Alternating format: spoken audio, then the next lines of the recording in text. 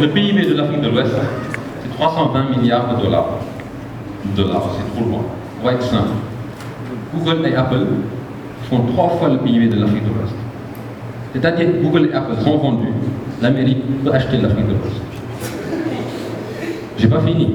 Snapchat, une application créée en 2005, 2006, je pense, aujourd'hui est entrée en bourse. Elle est valorisée à 27 milliards de dollars. C'est à peu près 2 fois le PIB du Sénégal.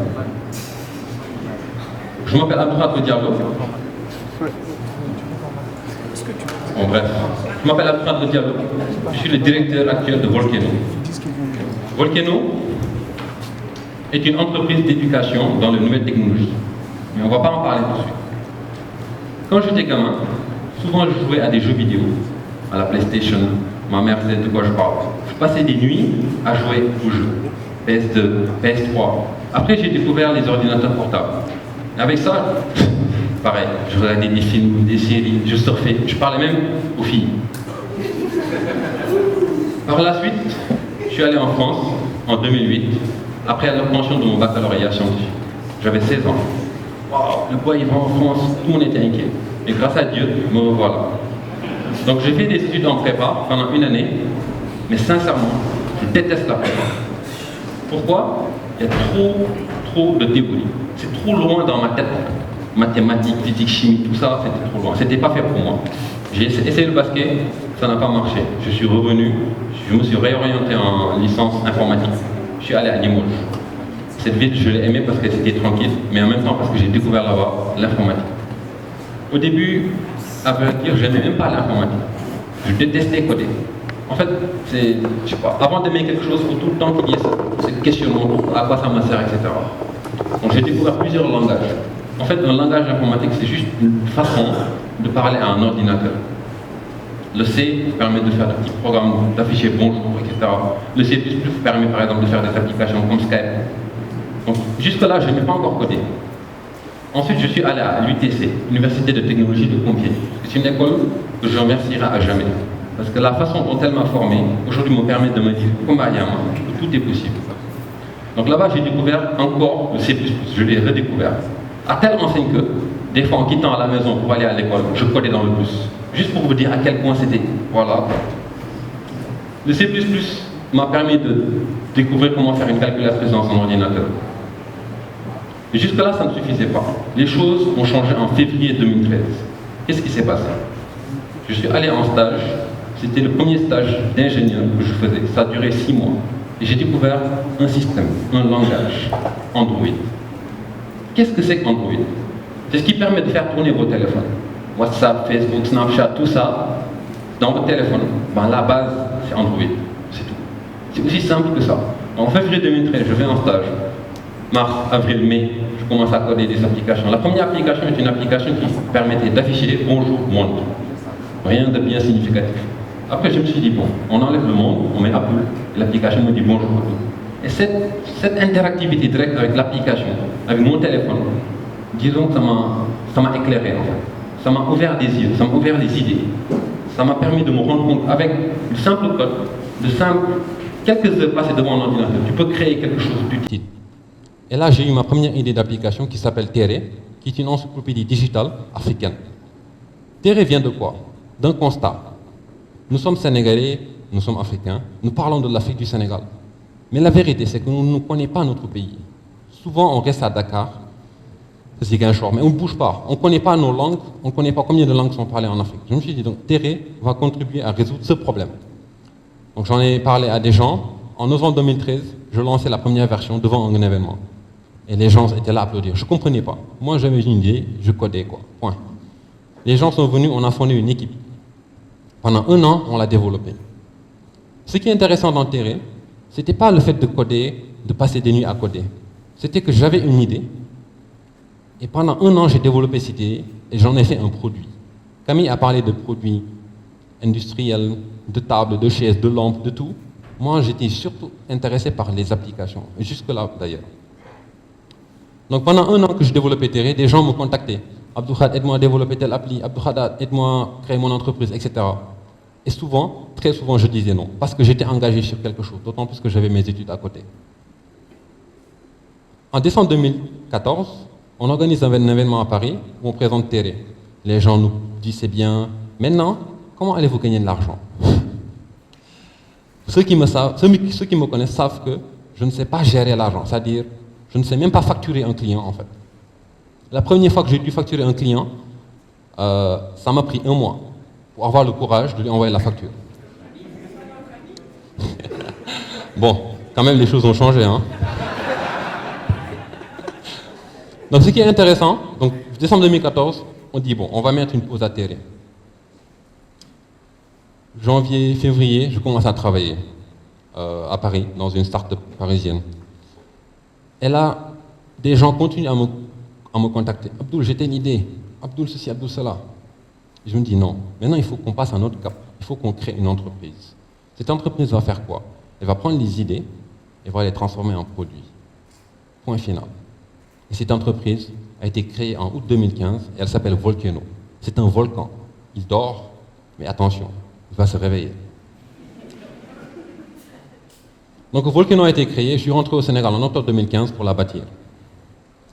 Beaucoup de gens ne comprennent toujours pas pourquoi je suis rentré. J'avais beaucoup d'opportunités. J'avais des propositions de salaire qui étaient au double des ingénieurs juniors de ma génération. Pourquoi? Parce que j'avais beaucoup d'expérience à côté. Mais j'ai dit non. Je veux servir, je veux être utile à mon pays d'abord et ensuite à mon continent. Et octobre 2015, je rentre, tout plein d'espoir et tout. C'est toujours le cas. Mais le premier problème que j'ai rencontré, ce sont les jeunes. En fait, les jeunes au Sénégal sont formés pendant 5 ans, ils payent de l'argent, ils vont à des écoles, mais ils ne créent pas de valeur. C'est quoi la valeur?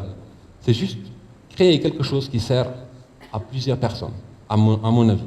10, 5, 15, 20, etc. J'en ai pris en stage, mais je devais passer des journées, en tout cas beaucoup de temps avec eux, pour les coacher, les former. Je l'ai fait avec des jeunes pendant 3 mois, et aujourd'hui, beaucoup d'entre eux sont encore avec moi. Mais ce qui m'a dérangé dans ce process, c'est que je me suis rendu compte que ce problème touchait à beaucoup plus de personnes que mes stagiaires, que nos stagiaires à Volcano. Je me suis dit maintenant, on ne va même plus aider les entrepreneurs pour le moment. On va arrêter ça un peu. On va d'abord aider ceux qui vont aider les entrepreneurs. Donc là, on a lancé un programme de formation qui s'appelle Bakeli, qui permet aux jeunes de se former gratuitement dans les nouvelles technologies. Bakeli cherche à résoudre un problème. Ici, vous auriez vu une slide qui montre 2 chiffres. 90% des étudiants sénégalais ne trouveront peut-être jamais de stage. C'est un président d'université qui me l'a dit. Je vais faire un peu plus de recherche, je me rends compte que Ndar FO me dit que 70% des diplômés sénégalais ne trouvent pas d'emploi. Potentiellement, 70%, c'est quoi? 140 000, 150 000 étudiants sénégalais. Mais bon, qu'est-ce que ça dérange? Moi, personnellement, c'est un chiffre qui, depuis que je l'ai découvert, me tord de douleur. Je me suis dit, maintenant, nous, ce qu'on va faire, c'est qu'on va le changer. Donc, avec Bakeli, maintenant, nous avons pu former 35 jeunes, et 33% de ces jeunes, aujourd'hui, ont un contrat. Les 66% des jeunes ont fait un stage. Les 33%, ce sont les jeunes bons, qui ont dit, Abdoul, Volcano, c'est trop dur, j'abandonne. En rentrant au Sénégal en 2015, j'avais l'idée d'un concept. C'est The Make Tank. Il y a un ami qui me rappelle tout le temps ce concept parce que ça l'a frappé. Dans le monde, on a souvent entendu parler de think tank.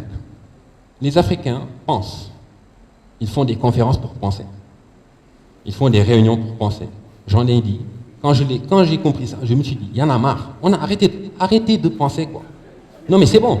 On pense depuis l'indépendance. Il est temps de faire. Do make tank. Faire à l'échelle. Avec Bakeli, on a commencé le premier programme, c'est l'éducation. La deuxième étape, c'est de pousser ceux qu'on a éduqués à créer. Là, je n'ai pas beaucoup de temps, mais je vais vous donner quelques chiffres. LinkedIn a été créé par Microsoft, a été racheté par Microsoft à 26 milliards de dollars. Encore une fois, c'est 2 fois le PIB du Sénégal. Facebook a racheté Instagram à 1 milliard de dollars. Ça fait quelques années.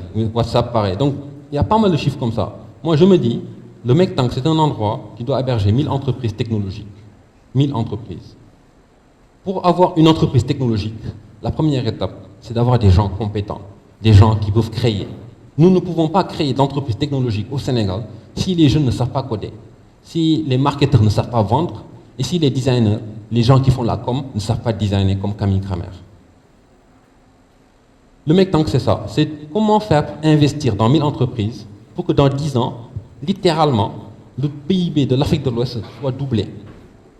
Parce qu'aujourd'hui, je ne vois pas d'issue pour résoudre ce problème des jeunes, de l'emploi.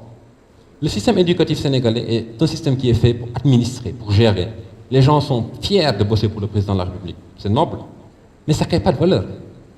60% des entreprises françaises, 60% de l'économie française est tenue par des entreprises privées. Aux États-Unis, c'est à peu près le même nombre. En Corée du Sud, pareil. Samsung, rien que Samsung, c'est 20% de l'économie sud-coréenne. Pourquoi ne pas investir dans une entreprise technologique qui permettrait de créer des emplois? Parce que créer des emplois, c'est diminuer le taux de chômage, diminuer les agresseurs, diminuer les gens hospitalisés, etc.